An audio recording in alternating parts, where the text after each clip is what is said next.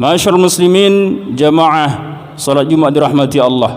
Rasulullah sallallahu alaihi wasallam lahir pada hari Senin tanggal 9 Rabiul Awal. Beliau dilahirkan di Makkah pada tahun Gajah. Kemudian beliau Rasulullah sallallahu alaihi wasallam wafat pada hari Senin 12 Rabiul Awal di kota Madinah. Ulama melihat dari kejadian ini mengatakan bahwa manusia ketika hidup di dunia, matinya tidak bakalan jauh-jauh dari waktu kelahiran dia. Kita melihat Rasulullah lahirnya di hari Senin, wafatnya juga di hari Senin. Begitu juga kita nanti, mungkin ada yang lahir di hari Kamis, bisa jadi matinya nanti dia bakal mati di hari Kamis, atau mungkin dekat-dekat dengan hari kelahirannya, atau mungkin hari Jumat, atau mungkin hari Rabu kalau dia lahirnya hari Kamis. Begitulah ulama mengambil hikmah dari lahir dan wafatnya Rasul kita Muhammad Rasulullah sallallahu alaihi wasallam. Di dalam Al-Qur'an Allah berfirman, "Innallaha wa malaikatahu yusalluna 'alan nabi ya ayyuhalladzina amanu sallu 'alaihi wa sallimu taslima." Sesungguhnya Allah dan para malaikatnya semuanya berselawat kepada Rasulullah sallallahu alaihi wasallam.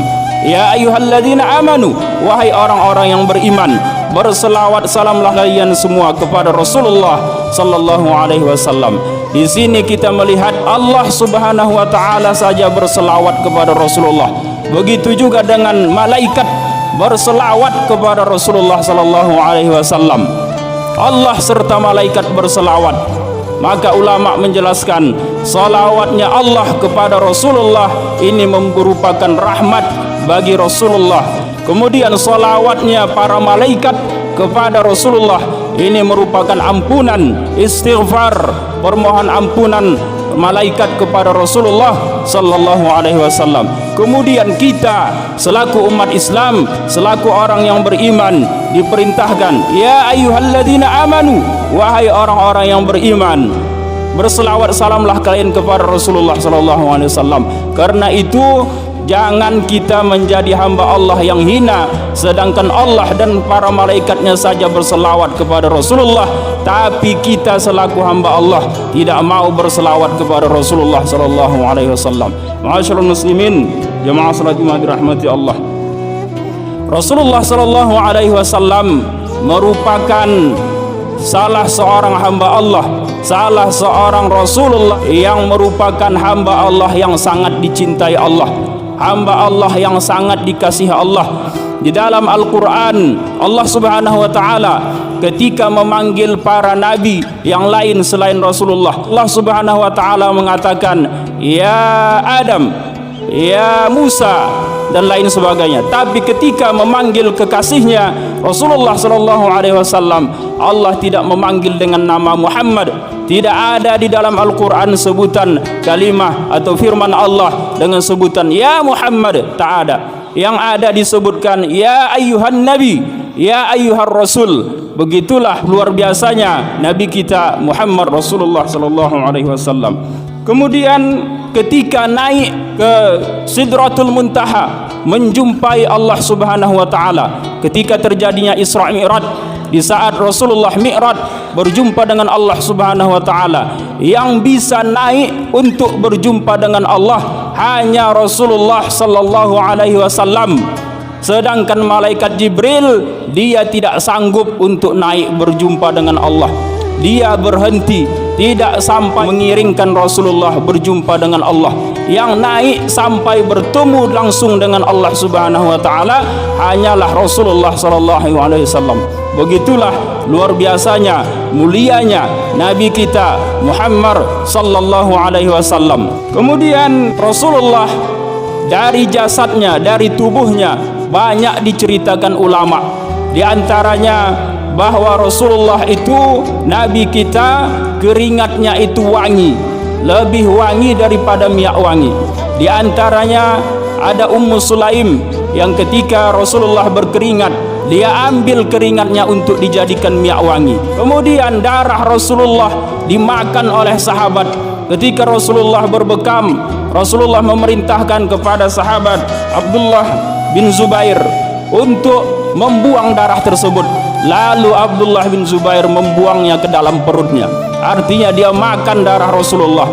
Lantas Rasulullah bertanya, apakah darah tadi sudah engkau buang ya Ibnu Zubair? Maka Ibnu Zubair mengatakan, sudah ya Rasulullah, sudah aku buang ke tempat yang dalam.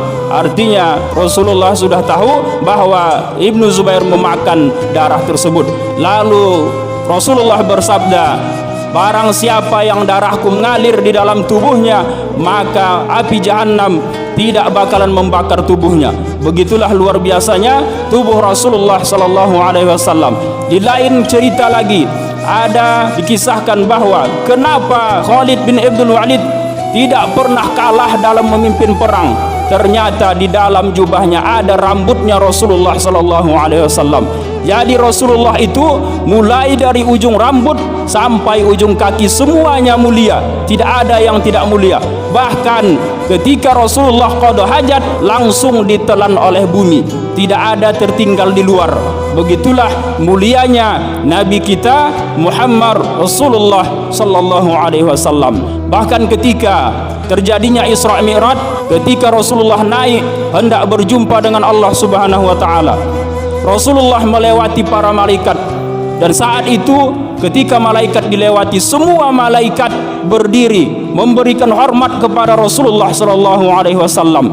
Tapi ada satu malaikat yang tidak berdiri saat itu.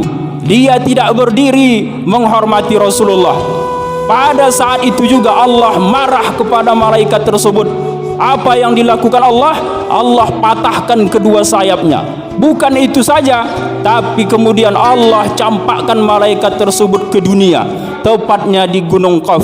Di sanalah malaikat itu dilemparkan. Setelah itu berjumpa dengan malaikat Jibril, ditanyakan apa sebabnya malaikat tersebut dijatuhkan Allah, dilemparkan ke dunia ini. Maka dia sampaikan kejadiannya. Kemudian malaikat Jibril memohon kepada Allah Subhanahu wa taala untuk memberikan pertolongan kepada malaikat tersebut. Lantas Allah menyampaikan, suruhlah dia berselawat kepada kekasihku Muhammad, kepada Rasulullah sallallahu alaihi wasallam. Dan setelah itu, setelah dia banyak berselawat kepada Rasulullah, maka malaikat itu Allah tumbuhkan kembali sayapnya dan Allah angkat dia kembali ke tempatnya semula. Begitulah kejadian yang pernah diceritakan oleh ulama. Betapa luar biasanya kita mesti beradab kepada Rasulullah sallallahu alaihi wasallam. Malaikat yang luar biasa, yang dia diciptakan dari nur, dia diciptakan Allah, tapi ketika hanya kurang adab saja, adabnya kurang kepada Rasulullah, hanya gara-gara tidak berdiri ketika Rasulullah lewat, apa yang Allah lakukan? Allah marah, Allah patahkan kedua sayapnya, dan Allah campakkan ke dunia ini. Begitu Allah perlakukan malaikatnya. Sekarang ini ada pula orang dari hamba yang hina, dari ciptakan Allah dari mani, dia lukis Rasulullah, dia gambarkan Rasulullah. Banyak gambar-gambar Rasulullah yang dia buat. Salah satunya di antaranya ada gambar yang dia buat karikatur Rasulullah, terbuka auratnya, telanjang, bahkan melakukan hubungan dengan Siti Aisyah juga telanjang. Ini luar biasa penghinaan kepada Rasulullah. Bukan hanya kurang adab, tapi menghina Nabi kita, menghina Rasulullah sallallahu alaihi wasallam. Padahal kita diciptakan bukan dari nur, bukan seperti malaikat. Kita diciptakan dari tanah, kita diciptakan dari mani, kita diciptakan dari setetes air yang hina. Tapi berani-beraninya ada orang jauh di sana, dia menghina Nabi kita Muhammad sallallahu alaihi wasallam. Padahal Nabi kita mulai dari ujung rambut sampai kotorannya pun mulia. Tidak ada yang tidak mulia di dalam diri Rasulullah sallallahu alaihi wasallam. Masyaallah muslimin jamaah salat Jumat dirahmati Allah.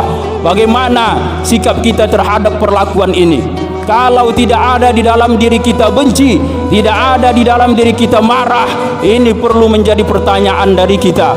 Sampai mana iman kita? Kenapa kita tidak benci terhadap perbuatan ini? Khususnya Indonesia, kita mayoritas umat Islam, mayoritas kita Muslim, kita mesti memberikan sikap tegas, perlawanan, sikap marah kepada orang yang melakukan tersebut, kepada negara Perancis, karena mereka membanggakan bahkan karikatur Rasulullah itu dipajang, dibuat di halayak ramai, bahkan dibuat selebaran, dibuat majalah gambar-gambar tersebut, sehingga nampaklah dia bagaimana luar biasanya perlakuan penghinaan mereka kepada Nabi kita Muhammad Rasulullah sallallahu alaihi wasallam.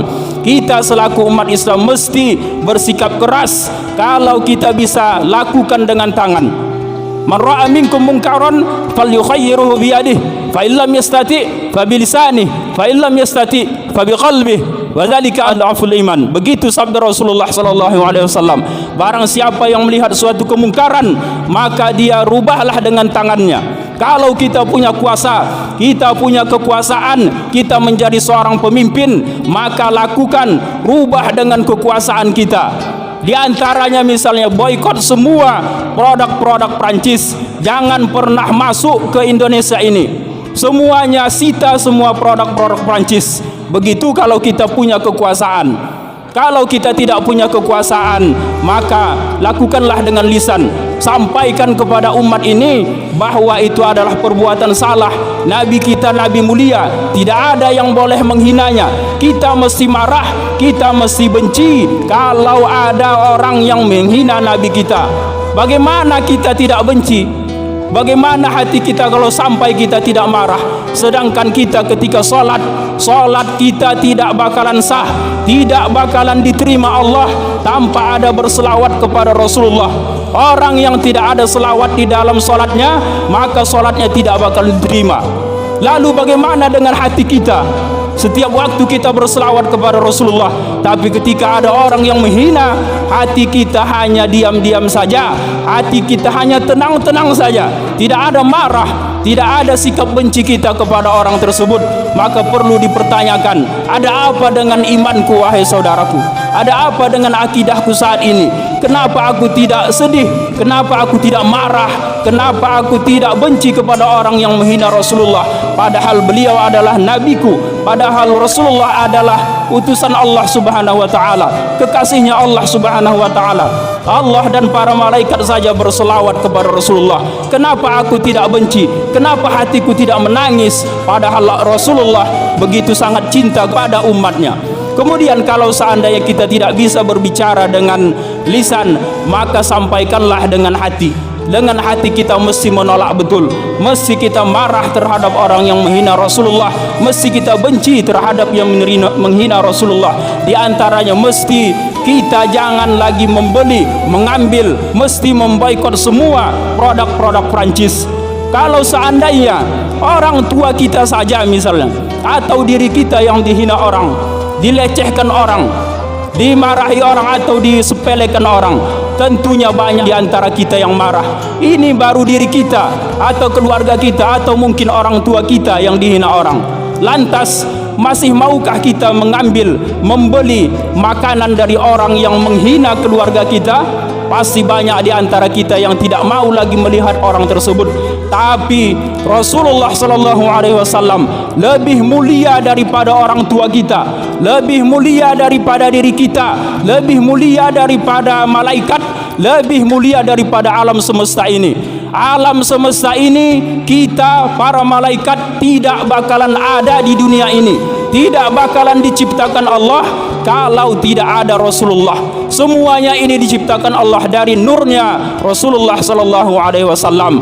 Karena itu sangat luar biasa menghinanya. Kalau ada orang yang dia diciptakan dari air tetes yang hina, dia menghina Rasulullah sallallahu alaihi wasallam. Nanti kita bakalan ditanya, kullukum ra'in wa kullukum mas'ulun an ra'iyatih. Setiap kita pemimpin dan setiap kita pasti akan dipertanyakan tentang kepemimpinan kita. Nanti kita bakalan ditanya, wahai hambaku, kata Allah, apa yang engkau lakukan? Sikap apa yang telah engkau perbuat untuk membela Rasulullah ketika Rasulullah dahulu di dunia dihina oleh orang? Apa yang engkau lakukan? Apakah engkau rubah dengan tanganmu? Apakah engkau sampaikan dengan lisanmu bahwa itu salah? Apakah engkau memang betul-betul tidak menerima, marah terhadap orang tersebut? maka ini bakalan dipertanyakan kepada kita. Karena itu jamaah Jumat sekalian rahmati Allah, maka kita mesti bersikap tegas. Setidaknya hati kita menolak bahwa perbuatan itu adalah perbuatan yang tidak wajar, yang perbuatan yang tidak pantas untuk dilakukan kepada Rasulullah. Bahkan itu merupakan menghina Nabi kita Rasulullah sallallahu alaihi wasallam. Masyaallah muslimin, jemaah salat Jumat dirahmati Allah. Rasulullah luar biasa cintanya kepada umatnya. Ketika Rasulullah hendak wafat, apa yang beliau ingat? Yang beliau ingat adalah ummati, umatnya yang dia ingat. Bagaimana keadaan umatku nanti setelah aku tiada? Kemudian begitu ketika bangkit setelah dunia kiamat, yang pertama dibangkitkan adalah jasadnya Rasulullah sallallahu alaihi wasallam. Begitu bangkit dari kubur, yang ditanyakan Rasulullah kepada malaikat Jibril, "Ya Jibril, hari apa ini?" Jibril menyampaikan, "Ini adalah hari berbangkit." Kemudian, "Mana umatku?" "Ummati." Yang ditanyakan Rasulullah adalah umatnya. Begitu luar biasa cintanya Rasulullah kepada umatnya. Kemudian setelah itu, ketika di padang mahsyar, semua kondisi panas, matahari sejengkal saja dari kepala kita. Yang ditanya Rasulullah, "Mana umatku?" Rasulullah sibuk mencari umatnya. Ketika ada satu kaum ditanya, "Mana umatku?" "Umatmu adalah umat terakhir," jawab mereka. Maka tetap Rasulullah bertanya mana umatnya. Bahkan Rasulullah sujud kepada Allah, dan Rasulullah tidak mengangkat kepalanya sampai Allah menanya Rasulullah, "Wahai Muhammad, apa yang engkau ingin sampaikan?"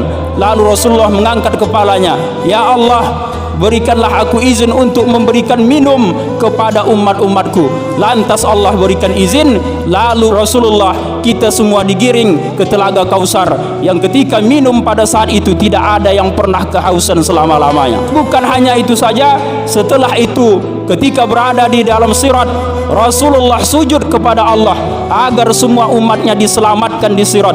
Lantas Allah menyampaikan, "Berdirilah engkau wahai Muhammad di ujung sirat sana, dan selamatlah yang selamat, dan tidak selamatlah yang tidak selamat." Artinya ada umat Rasulullah yang masuk ke dalam neraka. Dan setelah itu Rasulullah sujud lagi kepada Allah untuk memohon kepada Allah agar diizinkan untuk mengangkat umatnya yang masuk ke dalam neraka, yang imannya ada sebesar biji kurma. Lantas dia cari, Rasulullah masuk ke dalam neraka, sibuk mencari umatnya. Mana umat-umatnya yang ada imannya sebesar biji kurma? Dia angkat, dia perintahkan masuk untuk ke dalam surganya Allah Subhanahu wa taala. Rasulullah sudah dijamin surganya, surga tertinggi. Padahal Rasulullah kalau dia mau masuk, dia sudah enak di dalam surga. Tapi tidak demikian. Rasulullah itu sangat cinta kepada kita, sangat sayang kepada umatnya. Dia sibuk mengurusi kita di akhirat nanti. Kemudian setelah itu Rasulullah sujud lagi. Rasulullah meminta kepada Allah agar kembali diizinkan untuk mencari umat-umatnya yang berada di dalam neraka, yang imannya ada sebesar jagung. Lantas Allah izinkan Rasulullah masuk ke dalam neraka, menarik umat-umatnya yang berada di dalam neraka. Setelah itu bukan hanya sebatas itu, kembali Rasulullah bersujud memohon kepada Allah agar kembali diizinkan untuk menarik umatnya yang imannya ada sebesar biji zarrah, sebesar biji sawi. Allah izinkan kembali Rasulullah sibuk mencari di dalam neraka. Begitulah perjuangan Rasulullah, begitulah cintanya Rasulullah kepada kita. Beliau cari kita di dalam neraka yang imannya hanya sebesar biji zarrah, yang imannya hanya sebesar biji sawi. Beliau angkat, beliau masukkan ke dalam surga. Kemudian bukan hanya sebatas itu, Rasulullah kembali memohon kepada Allah. Ya Allah, Rasulullah bersujud kembali memohon kepada Allah, ya Allah, angkatlah umatku, umatku yang berada di dalam neraka, yang dia pernah mengucapkan la ilaha illallah ketika di dunia walaupun hanya sekali. Allah izinkan Rasulullah masuk ke dalam neraka, mengajak umatnya yang hanya sekedar mengucapkan la ilaha illallah, hanya itulah imannya di dunia. Allah angkat, Allah perintahkan Rasulullah membawa para umatnya yang berada di dalam neraka. Begitulah luar biasa cintanya Nabi kita Rasulullah sallallahu alaihi wasallam kepada umatnya. Jadi pada saat sekarang ini Nabi kita dihina, Rasul kita dilecehkan. Bagaimana perjuangan kita terhadap Rasulullah? Sudahkah seperti yang digambarkan ulama nanti ketika Rasulullah memperjuangkan kita? Bagaimana perjuangan kita saat sekarang ini? Atau mungkin hati kita hanya tenang-tenang saja, kita tidak ada sedikit pun tergores, tidak ada sedikit pun rasa sedih melihat Nabi kita dihina orang. Bahkan sampai saat sekarang ini mereka tetap tersenyum, mereka belum ada pengucapan maaf dari pelaku tersebut. Mereka tetap memajang, menampilkan karikatur Nabi kita yang tidak pantas untuk digambar kepada Nabi kita Rasulullah sallallahu alaihi wasallam. Mudah-mudahan ini dapat memberikan kecintaan kita kepada Nabi kita Muhammad Rasulullah sallallahu alaihi wasallam, dan mudah-mudahan berkat cintanya kita, perjuangannya kita, salawatnya kita kepada Rasulullah, di akhirat kelak kita dikenal, kita ditandai oleh Rasulullah, dan Rasulullah memberikan syafaat kepada kita. Barakallahu lakum fil Qur'anil azim wa nafa'ani wa iyyakum bima fihi minal ayati wa zikril hakim wa taqabbala minni wa minkum tilawatahu innahu huwas samiul alim. Aqulu qawli hadha wa astaghfirullahal azim li wa lakum wa lisairil muslimina wal muslimat wal mu'minina wal mu'minat fastaghfiruhu innahu huwal ghafurur rahim.